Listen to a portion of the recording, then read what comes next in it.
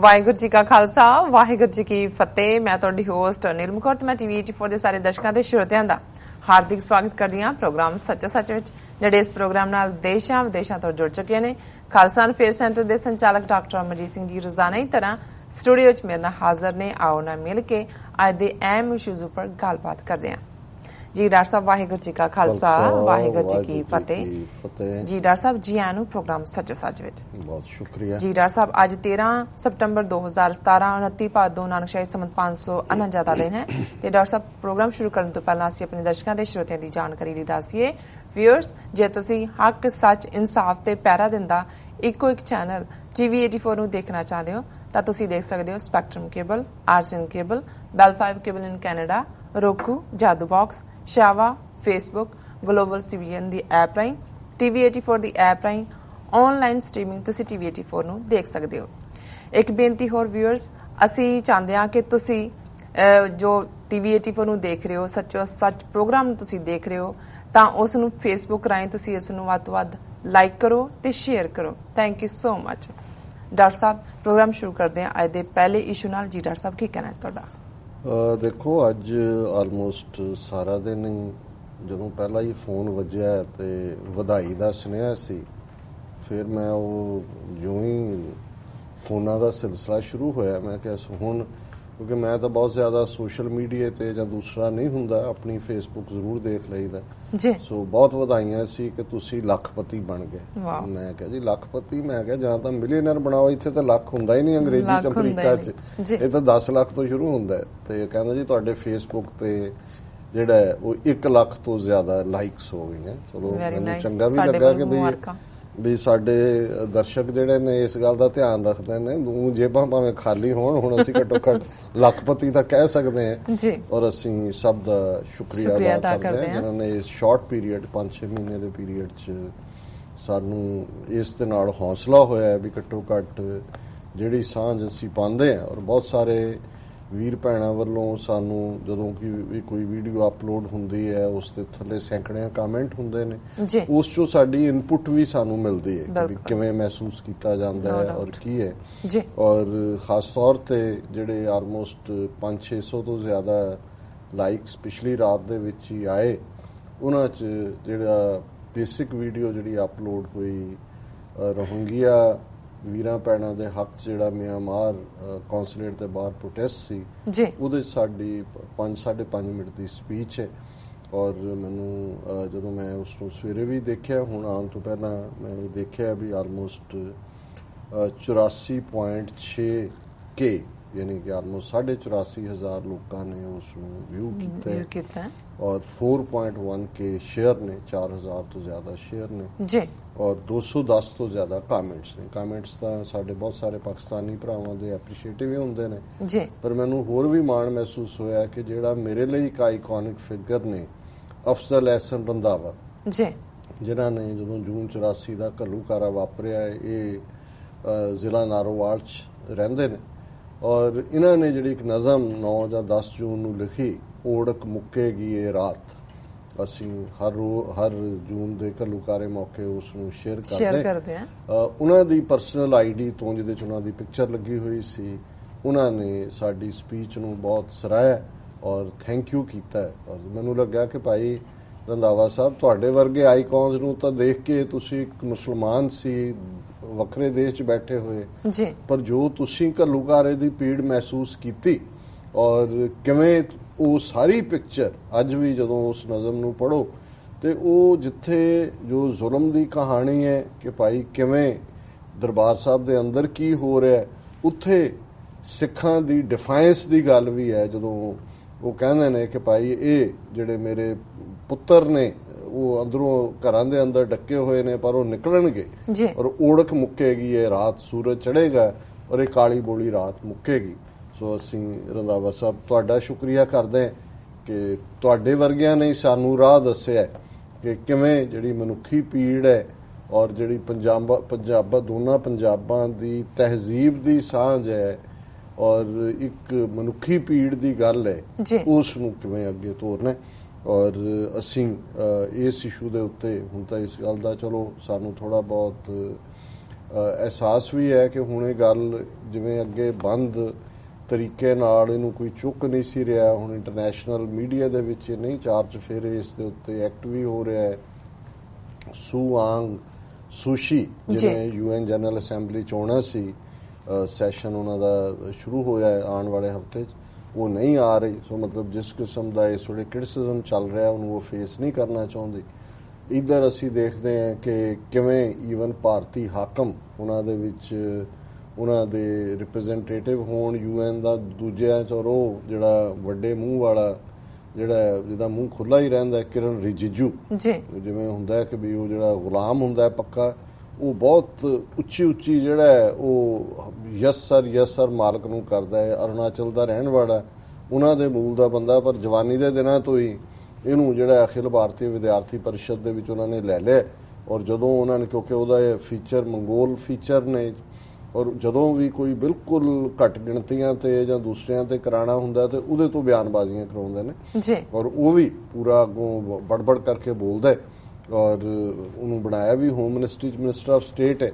ਸੋ ਇਹਨੇ ਹੀ ਕਿਹਾ ਸੀ ਕਿ ਜੀ ਅਸੀਂ ਜਿਹੜਾ ਹੈ ਉਹ ਇਹਨਾਂ ਸਾਰਿਆਂ ਨੂੰ ਜਿਹੜਾ ਉਹ ਆਲਰੇਡੀ ਅਸੀਂ ਐਡਵਾਈਜ਼ਰੀ ਜਾਰੀ ਕਰ ਦਿੱਤੀ ਹੈ ਸਾਰੀਆਂ ਵੱਖਰੀਆਂ ਸਟੇਟਾਂ ਨੂੰ ਕਿ ਉਹ ਆਇਡੈਂਟੀਫਾਈ ਕਰਨ ਔਰ ਉਹਨਾਂ ਨੂੰ ਬਾਹਰ ਕੱਢਿਆ ਜਾਏ। ਔਰ ਜਦੋਂ ਉਹਨੂੰ ਇੱਕ ਪੱਤਰਕਾਰ ਸੰਮੇਲਨ 'ਚ ਪੁੱਛਿਆ ਗਿਆ ਕਿ ਵੀ ਤੁਸੀਂ ਇੰਨਾ ਇਨਹਿਊਮਨ ਐਟੀਟਿਊਡ ਕਿਉਂ ਦਿਖਾ ਰਹੇ ਹੋ, ਤੇ ਉਹ ਕਹਿੰਦਾ ਕਿ we are not shooting them ਔਰ we are not throwing them into the sea, we are just sending them back, ਕਿ ਅਸੀਂ ਉਹਨਾਂ ਨੂੰ ਕੋਈ ਗੋਲੀ ਨਹੀਂ ਮਾਰ ਰਹੇ ਜਾਂ ਸਮੁੰਦਰ 'ਚ ਨਹੀਂ ਸੁੱਟ ਰਹੇ। ਹੁਣ ਇਸ ਤੋਂ ਤੁਸੀਂ ਅੰਦਾਜ਼ਾ ਲਾਓ ਕਿ ਕਿਸ ਹੱਦ ਤੱਕ ਕੰਟੈਂਪਟ ਹੈ ਇਹਨਾਂ ਦੇ ਮਨਾਂ 'ਚ।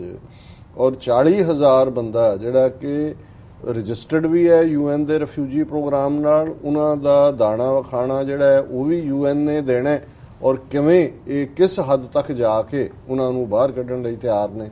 ਔਰ ਹੁਣ ਜਦੋਂ ਦਾ ਇਹਨਾਂ ਨੂੰ ਜਰਾ ਚਪੇੜਾਂ ਵੱਜਣੀਆਂ ਸ਼ੁਰੂ ਹੋਈਆਂ, ਔਰ ਸਾਡੀ ਸਪੀਚ ਦਾ ਵੀ ਇੱਕ ਵੱਡਾ ਹਿੱਸਾ ਜਿੱਥੇ ਅਸੀਂ ਰੋਹਿੰਗਿਆਂ ਦੇ ਨਾਲ ਹਮਦਰਦੀ ਸੀ, ਉੱਥੇ ਇੰਡੀਆ ਨੂੰ ਸਲੈਮ ਕੀਤਾ ਕਿ ਵੀ ਕਿਸ ਹੱਦ ਤੱਕ ਜਾ ਕੇ ਇਹ ਸਿੱਖਾਂ ਨਾਲ ਕੀ ਕਰ ਰਹੇ ਨੇ, ਮੁਸਲਮਾਨਾਂ ਨਾਲ ਕੀ ਕਰ ਰਹੇ ਨੇ। ਮੋਦੀ ਨੇ ਰੰਗੂਨ ਜਾ ਕੇ ਕਿਵੇਂ ਚੁੱਪੀ ਵੱਟੀ। ਇੰਡੀਆ ਨੇ ਬਾਲੀ ਡੈਕਲਾਰੇਸ਼ਨ ਜਿਹਦੇ 'ਚ ਕਿ ਬਾਕੀ ਦੇਸ਼ਾਂ ਦੇ ਜਿਹੜੇ ਨੁਮਾਇੰਦੇ ਸੀ ਕੰਡੈਮ ਕੀਤਾ ਇੰਡੀਆ ਨੂੰ, ਇੰਡੀਆ ਨੇ ਡਿਸਟੈਂਸ ਕੀਤਾ ਆਪਣੇ ਆਪ ਨੂੰ। ਔਰ ਰਾਜਨਾਥ ਸਿੰਘ ਵੀ ਕਹਿ ਰਿਹਾ ਸੀ ਜੰਮੂ 'ਚ ਜਦੋਂ ਆਇਆ ਸ੍ਰੀਨਗਰ ਤੋਂ ਕਿ ਜੀ ਉਹ ਸਾਰੇ ਜਿਹੜੇ ਨੇ ਉਹ ਵਾਪਸ ਕੀਤੇ ਜਾਣਗੇ, ਭੇਜੇ ਜਾਣਗੇ।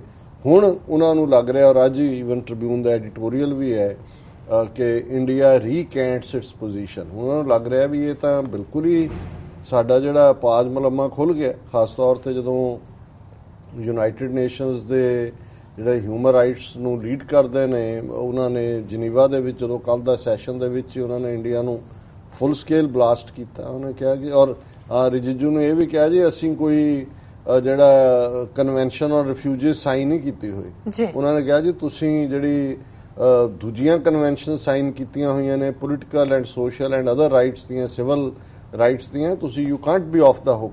ਨਾਲ ਹੀ ਉਹਨਾਂ ਨੇ ਕਿਹਾ ਵੀ ਇੰਡੀਆ ਜਿਹੜਾ ਹੈ ਉੱਥੇ ਜੋ ਚੱਲ ਰਿਹਾ ਕਾਊ ਵਿਜੀਲੈਂਟਿਜ਼ਮ ਦੇ ਥੱਲੇ ਔਰ ਗੌਰੀ ਲੰਕੇਸ਼ ਦਾ ਮਰਡਰ ਉਹਦੇ ਤੋਂ ਇਹ ਬਿਲਕੁਲ ਹੀ ਜਿਹੜੇ ਨੇ ਉਲਟ ਗਏ।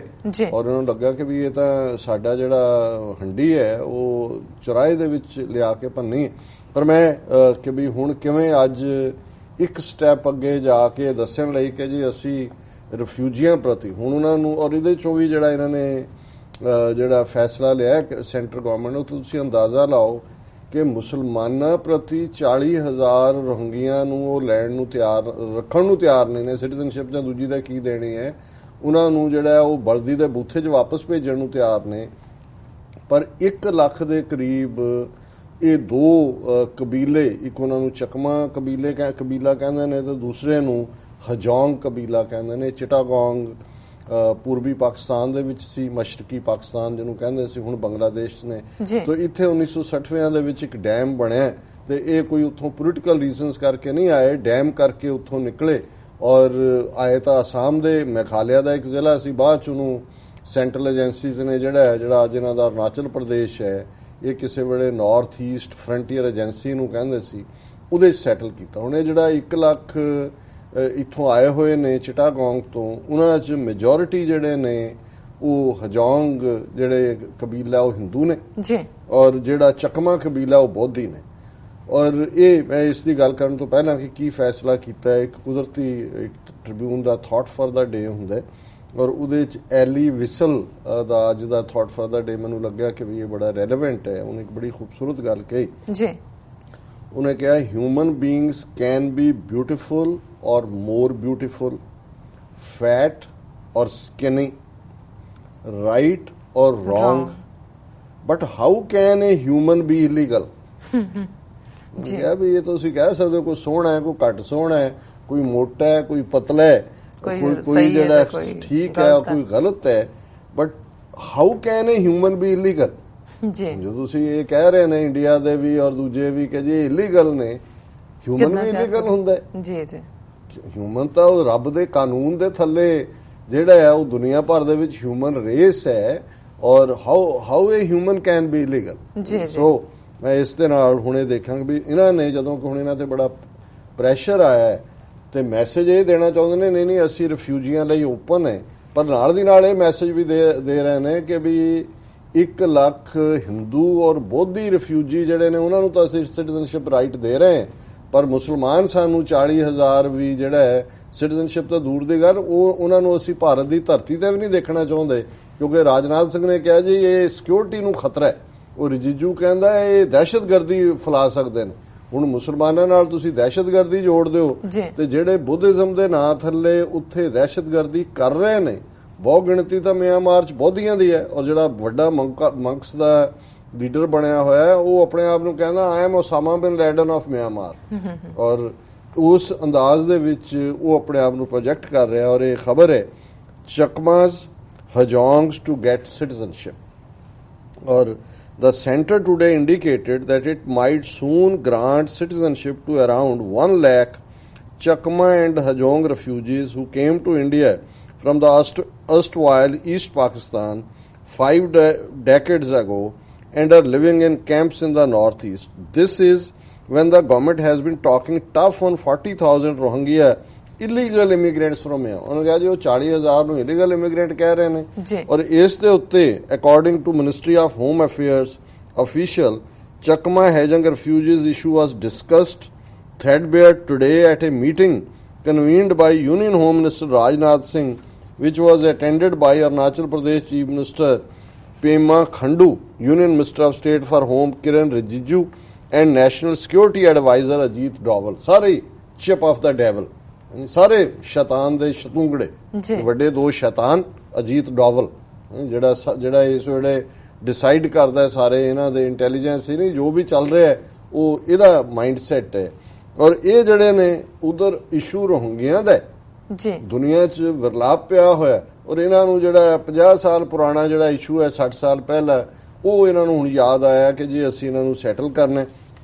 ਕਹਾ ਜੀ 2015 ਚ ਸੁਪਰੀਮ ਕੋਰਟ ਨੇ ਇਹ ਕਿਹਾ ਸੀ ਵੀ ਇਹਨਾਂ ਨੂੰ ਚਕਮਾ ਤੇ ਹਜੋਂਗ ਨੂੰ ਜਿਹੜੇ ਆ ਉਹ ਰਿਫਿਊਜੀ ਸਟੇਟਸ ਦਿਓ ਔਰ ਉਹਨਾਂ ਨੇ ਕਿਹਾ ਕਿ ਬੇਸ਼ੱਕ ਅਰੁਣਾਚਲ ਦੇ ਲੋਕ ਜਿਹੜੇ ਨੇ ਉਹ ਅਪੋਜ਼ ਕਰਦੇ ਨੇ ਉਹਨਾਂ ਨੂੰ ਦੇਣ ਦਾ ਕਿਉਂਕਿ ਡੈਮੋਗ੍ਰਾਫੀ ਬਦਲ ਜਾਏਗੀ, ਪਰ ਇਹ ਜਿਹੜੇ ਨੇ ਚਕਮਾ ਔਰ ਓਰੀਜਨਲੀ ਰੈਜ਼ੀਡੈਂਟ ਨੇ ਚਿਟਾਗੋਂਗ ਹਿਲ ਟਰੈਕਸ ਦੇ ਔਰ ਇਹਨਾਂ ਦੇ ਵਿੱਚ ਇਹ Chakmas who are Buddhist and the Hajongs who are Hindus also allegedly faced religious persecution and entered India through the then Lohai Hill district of Assam. Or according to official their numbers have gone up now to 1 lakh. ਹੁਣ ਇਹ ਇੱਕ ਪਾਸੇ ਤਾਂ ਹੋਰ ਵੀ clear racism ਇੱਕ ਤਾਂ ਪਹਿਲਾਂ ਹੀ ਹੈ ਕਿ ਵੀ ਜਿਹੜੇ ਤੁਹਾਡੇ ਸਾਹਮਣੇ ਚੈਲੰਜ ਹੈ ਉਹਨਾਂ ਨੂੰ ਤੁਸੀਂ ਡਿਮੋਨਾਈਜ਼ ਕਰ ਰਹੇ ਹੋ ਔਰ ਤੁਸੀਂ ਦੱਸ ਰਹੇ ਹੋ ਕਿ ਬੁੱਧਿਸਟ ਹੁਣ ਜਦੋਂ ਬੁੱਧਿਸਟ ਨੂੰ ਦਿੰਦੇ ਨੇ ਮਿਆਂਮਾਰ ਨੂੰ ਖੁਸ਼ ਕਰ ਰਹੇ ਨੇ ਦੇਖੋ ਜੀ ਅਸੀਂ ਤਾਂ ਉਹਨਾਂ ਨੂੰ ਸ਼ੈਲਟਰ ਦੇ ਰਹੇ ਔਰ ਅਸੀਂ ਆ ਜਿਹੜੇ ਰੋਹਿੰਗਿਆ ਮੁਸਲਮਾਨ ਨੇ ਤੁਹਾਡੇ ਵਾਪਸ ਭੇਜ ਰਹੇ ਤੇ ਹਿੰਦੂਆਂ ਨੂੰ ਦੇ ਕੇ ਹਿੰਦੂਆਂ ਨੂੰ ਦੱਸ ਰਹੇ ਨੇ ਜੀ ਇਹ ਨੇਸ਼ਨ ਤੁਹਾਡਾ ਹੈ ਇੱਥੇ ਕਿਸੇ ਹੋਰ ਦੀ ਥਾਂ ਨਹੀਂ ਹੈ। ਔਰ ਇਹ ਜਦੋਂ ਹੁਣ UN ਦੇ ਹਿਊਮਨ ਰਾਈਟਸ ਦੇ ਇੰਚਾਰਜ ਨੇ ਇਹਨਾਂ ਨੂੰ ਭੰਨਿਆ ਜਨੀਵਾ 'ਚ ਤੇ ਇਹ ਜਿਹੜਾ ਇਹਨਾਂ ਦਾ ਮੇਨ ਪਰਮਾਨੈਂਟ ਰਿਪਰੈਜ਼ੈਂਟੇਟਿਵ ਹੈ UN ਦੇ ਵਿੱਚ ਉਹਨੇ ਕਿਹਾ India on Tuesday said it was perplexed by UN human rights officials' criticism of New Delhi approach to Rohingya refugees and remarks related to journalist Gauri Lankesh's murder and situation in Jammu and Kashmir. ਉਹਨੇ ਤੀਸਰੀ ਗੱਲ Jammu and Kashmir ਦੀ ਵੀ ਕੀਤੀ Responding to criticism by UN High Commissioner for Human Rights, ਇਹ UN High Commissioner ਹੈ Human Rights the, Zeed Riyad Al Hussein at the opening session of 36th Human Rights Council in Geneva on Monday, Rajiv K. Chandar said there was inadequate appreciation of the freedoms and rights guaranteed and practiced daily in India. ਉਹਨੇ ਕਿਹਾ ਜੀ ਸਾਡੀ appreciation ਨਹੀਂ ਕੀਤੀ, ਅਸੀਂ ਕਿੰਨੇ ਹੱਕ ਦਿੱਤੇ ਹੋਏ ਨੇ ਜਿਹੜੇ ਭਾਰਤ ਦੇ ਵਿੱਚ ਪ੍ਰੈਕਟਿਸ ਕੀਤੇ ਜਾਂਦੇ ਨੇ। ਔਰ ਜਿਹੜਾ ਇੰਡੀਆ ਦਾ ਪਰਮਾਨੈਂਟ ਰਿਪਰੈਜ਼ੈਂਟੇਟਿਵ ਹੈ UN ਦੇ ਵਿੱਚ ਮਿਸਟਰ ਚੰਦਰ, ਉਹਨੇ ਕਿਹਾ we are perplexed at some of the observations made by the High Commissioner in his oral update, ਕਿ ਜਿਹੜਾ ਉਹਨੇ ਜ਼ਬਾਨੀ ਕਲਾਮੀ ਕਿਹਾ ਹੈ, ਅਸੀਂ ਤਾਂ ਬਹੁਤ ਇਹਦੇ ਚੋਂ ਪਰਪਲੈਕਸ ਹੋ ਗਏ, ਅਸੀਂ ਉਹਦੇ ਚ ਉਲਝ ਗਏ।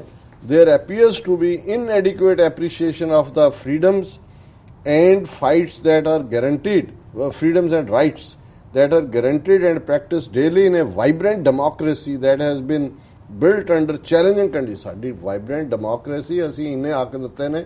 ਇਹ ਹਿਊਮਨ ਰਾਈਟਸ ਦਾ ਜਿਹੜਾ ਹਾਈ ਕਮਿਸ਼ਨਰ ਹੈ ਇਹ ਸਾਨੂੰ ਭੰਨ ਰਿਹਾ।